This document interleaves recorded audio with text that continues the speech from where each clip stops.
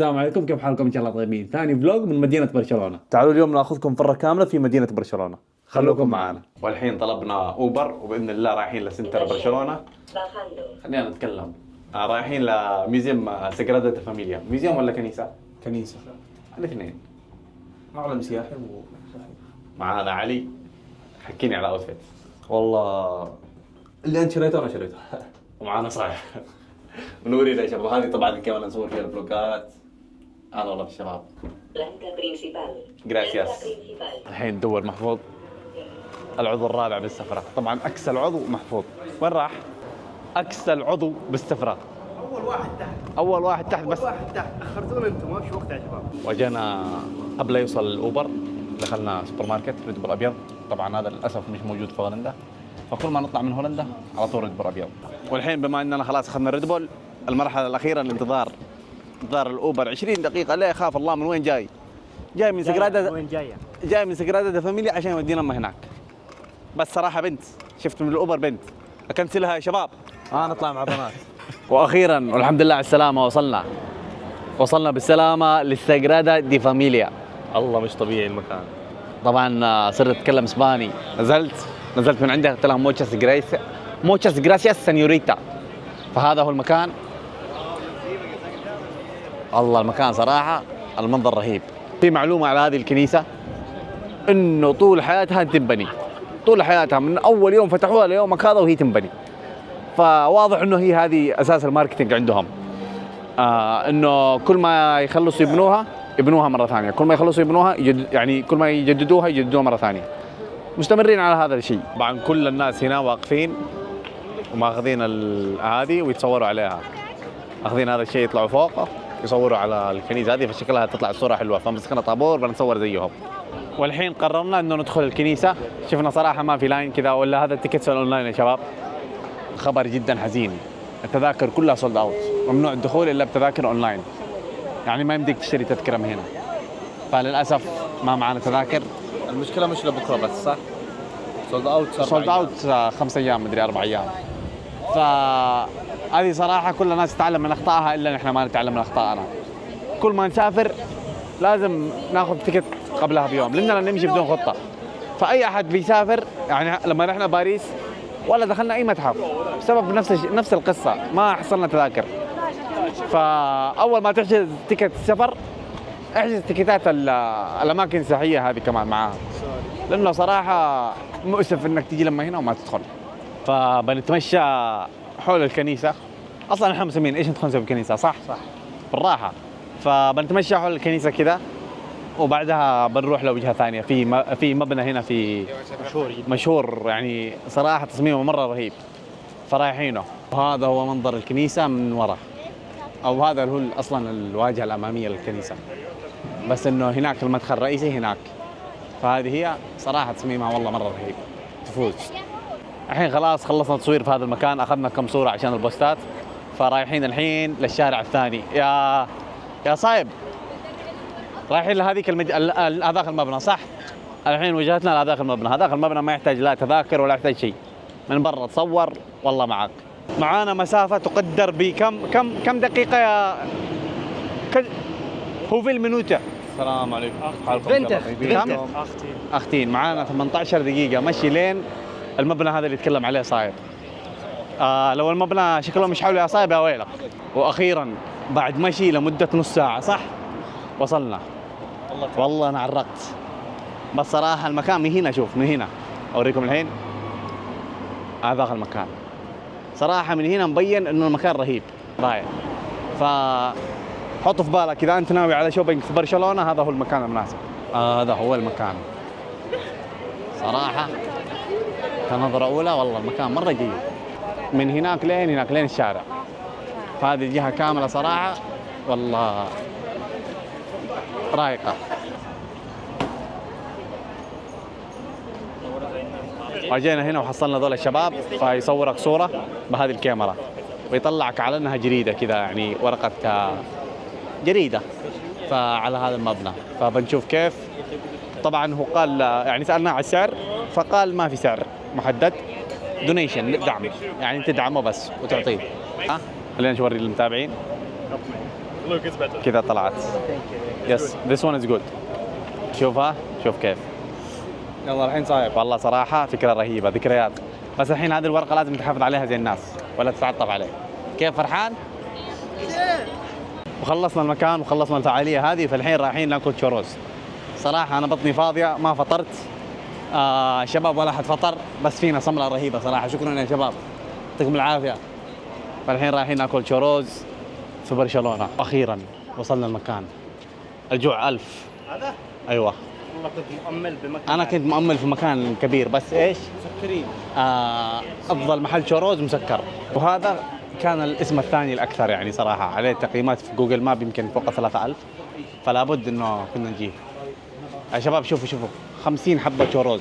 أب هذه الأنواع اللي موجودة عندهم. جوعانين يا. في عندهم أنواع كثيرة فبناخذ ميكس. هذا اللي الكلاسيك قصدي بناخذ واحد كلاسيك.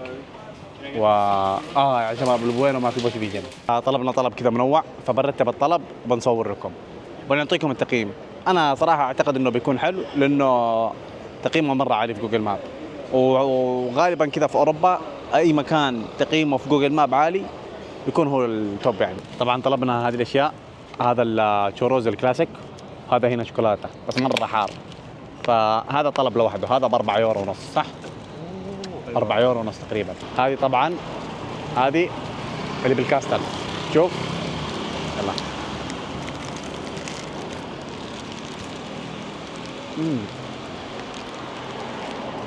رهيبة والله. هذا حبيب شوكولاتة. يلا يا شباب أكلة جماعية تعالوا يا شباب يلا. تبغى توسخوا. يلا واحد.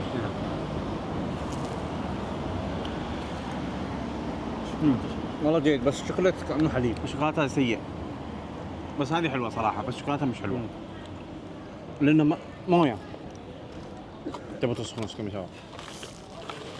وجربوا الحين بوينو بقول لكم من أفضل هو ولا الكاسترد. صراحة الكاسترد عجبني. أنا أحس الكاسترد صراحة. هذا بوينو.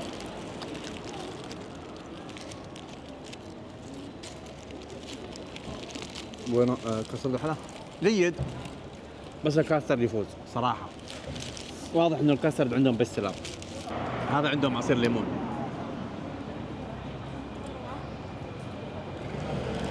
رهيب فريش مشروب صيفي بحت. مشروب هذا المشروب حق بحر رهيب والله.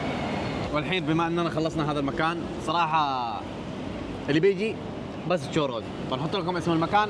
والحين رايحين نشرب نروق قهوة ماتشا على حسب اللي حابينه. ورجعنا لين استجرادا دي فاميليا محل الماتشا طلع هنا. اخيرا وصلنا محل الماتشا. طبعا ممنوع التصوير للاسف.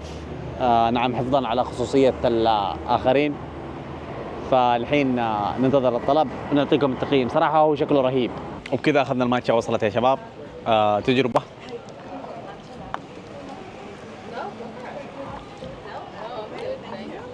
جيدة بس والله طعم الماتشا مرة زايد. اللي يحب طعم الماتشا أكثر بيعجبه بيكون هذا بس أنا صراحة طعم الفراولة بالماتشا.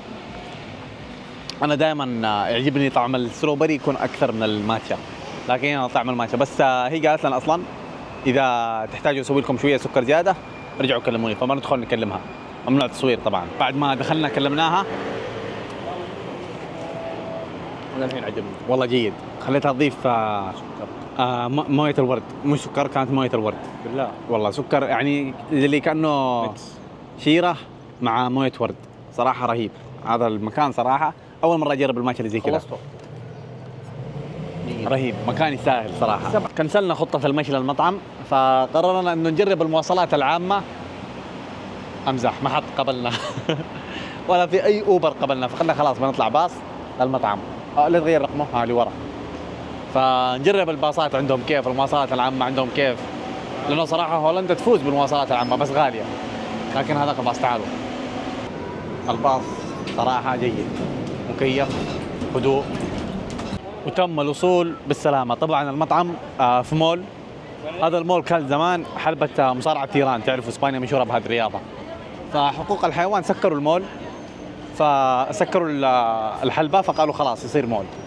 فالمطعم في هذا المول ومطر على ملعب المونتجيك اللي هو اللي يلعبوا فيه برشلونة لعبوا فيه هذه آخر سنتين. وصلنا الحين المطعم وطلبنا الأشياء. طلبنا وجبة الباية الإسبانية المشهورة طبعا في برشلونة. ما ادري اذا هي برشلونه او باسبانيا كامله.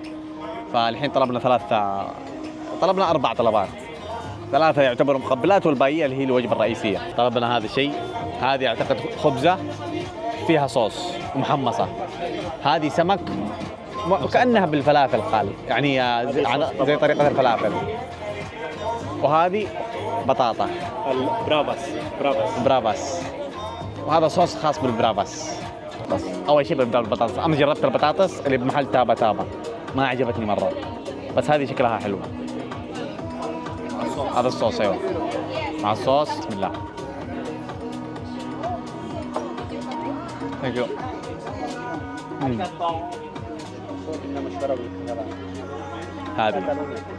هذه الأكلة مشهورة في كتالونيا، يعني أكلة كتالونية بحت.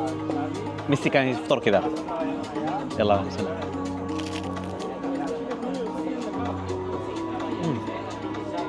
والله جيدة لذيذة والله. آخر شيء من المقبلات اللي هي هذه الأكلة، على كلام الرجال إنها سمك، ومع أعتقد يكوروها كذا، فنجرب كل نص ساعة عشان نوريك كمان. غريبة بس جيدة. شوف كم داخل،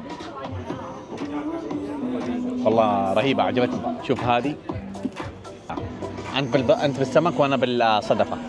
يلا بسم الله. صراحة أحسن من حق أمس. جربناها في مطعم اسمه تابا في الرامبلة، بس هنا صراحة أفضل. الحين خلاص بنسكر التصوير، بناكل وبنرجع لكم بعدين. والحين خلصنا من المول وطلعنا، والحين رايحين نعطيها فرة بشارع شارع مشهور هنا اسمه رامبلا. لا اسمه بالبداية اوكي لا رامبلا. ايوه. كالعادة ما حد رضى يقبلنا، فبنطلع باص. وصلنا وجهتنا. احب اشكر الباص الجميل على التوصيلة، والله انه محترم، والله ما يقول لا. هذا خويك اللي تشد في جناحك. هذه ساحة صعب اسمها والله صعب، لا رامبلا، هذه الساحة. طبعا هذا المكان معروف بالسرق الحرامية، فلازم تكون محرص مركز. شوف كيف ماشي، شوفوا استنى، شوفوا علي كيف ماشي. لازم تكون مركز ومحرص على أغراضك. والله صراحة أسوأ شيء إنك تنسرق وأنت مسافر. أنا صراحة أخلي الأشياء المهمة كلها في البيت، والجوال بالجيب، وعندي هذه الشنطة. هذه الشنطة صراحة تفك أزمة، فيها الباور بانك، فيها كل شيء. فاللي بيجي على هذا المكان، يعني أنا الحمد لله ما صار لي شيء، بس سمعت ناس كثير يتكلموا على هذا المكان. اللي بيجي ينتبه. هذا هنا شارع المواهب، كل الناس تقدم مواهبها. هذه المحلات صراحة ستة رهيب. بس اليوم لأنه أحد صراحة نايم، بس أعتقد يوم السبت يكون حماسي، ونجرب يمكن نجي بكرة نشوف كيف. دخلنا محل هنا في الشارع هذا فيبيع حلويات، فاللي ناوي يعني يشتري هدية ولا شيء وهو رايح برشلونة، صراحة مكان مرة مناسب. Can I try this one? Absolutely. Yeah. Cream with pecan nuts. Yeah, thank you. If you like orange and citric flavors, yes, I like it. But والله جيدة رهيبة هذه. وهذا الشيء اللي بناخذه رهيب صراحة. هذا ذوقك؟ مستحيل. في تحسن. I have creme brulee, truffle with coffee. This one has liquor. Hard almond and soft. What's this one? Hard almond. What's the best one? Best seller. Do you like marzipan?